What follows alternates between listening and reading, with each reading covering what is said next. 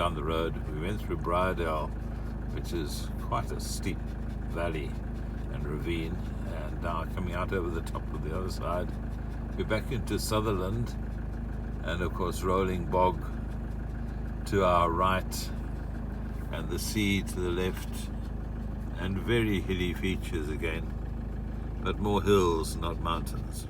Again, just a view of the difference of the terrain, and just the fantastic colours. There's the gorse, and on the top there, this is part of Sutherland, so this is the Flow County, and you get that lung of the earth, the peat bogs all over the place. I'm trying to get that turreted castle into view. See if we can go and see it a bit closer. But that really looks quite a building over there. Let's see what it really comes out as just now. The castle I saw from the distance is Donrobin Castle, and this is it up close. There are the turrets. The clock wasn't visible from that side, but as can be seen, quite an oldish place. And of course, the only way it can be kept up these days is by public subscription. I'm just panning across all these gardens and all the trees that they have here. It really is something that only the wealthy would have done. Manicured gardens, topiary, little forests on either side, and all from this magnificent height, so you can see the sea. Let's see out over the entrance, coming up to the staircase. Nice flowers. They really go to the trouble here, making sure everything is pristine. In Scotland, the Duke of Sutherland was well respected. Hard to give a decent impression of everything here. But the stags are all killed in Donrobin Forest.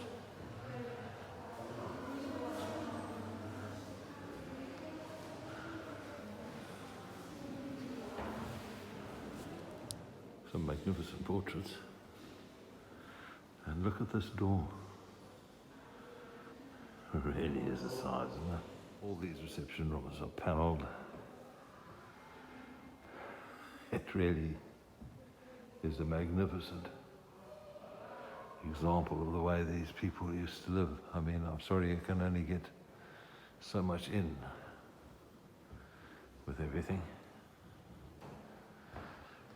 The marble fireplace. Looks like an Adam's fireplace. I think it is. The way it's been put together. The violin, the chaise longue, grand piano.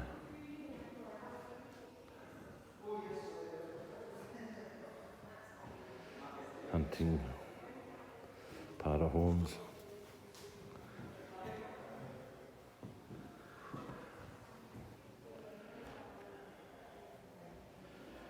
And all these bits and pieces.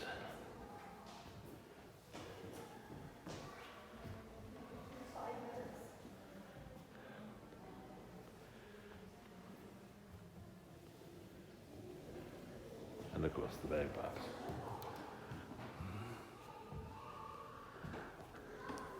It's funny to see Bonaparte's head, but the French scene was always pretty much up in the Scots estimation of things. And this was the breakfast room. And again, another example of an Adam's fireplace. It really is something that brings back memories, you know? I'm just taking bits and pieces. Look at that tapestry.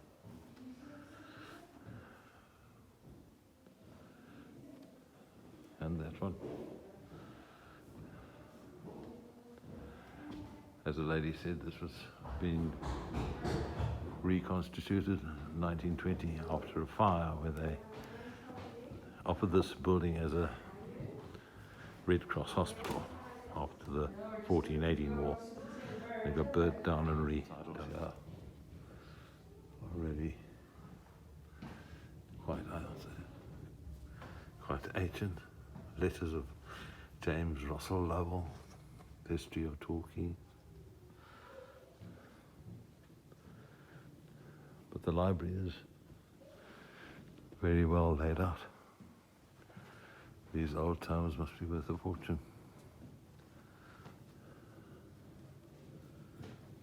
A normal globe, desk.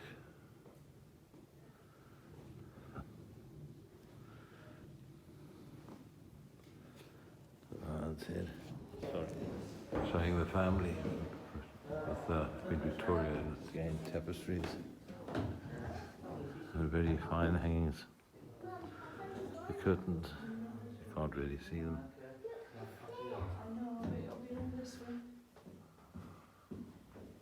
With these shutters where the windows were.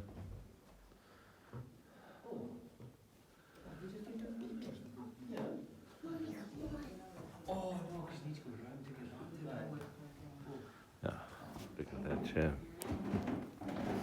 In fact, there's lots of things here. When you take a look around, they're just unreal. It's just an explanation that there's the old part of the castle, which I'm going to know. This part did not get burnt, and this is the originals.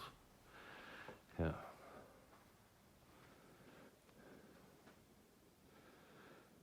Sash windows and different types of curtaining.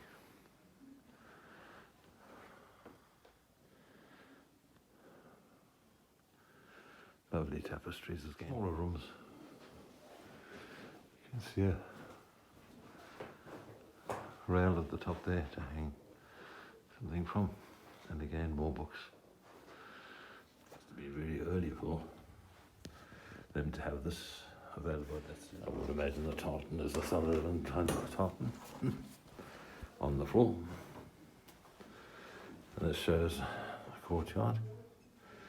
You can see the much older section than what was there.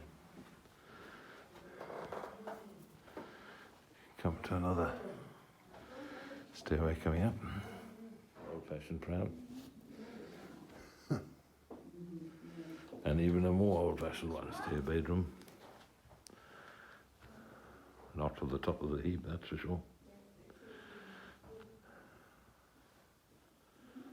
But also very nice.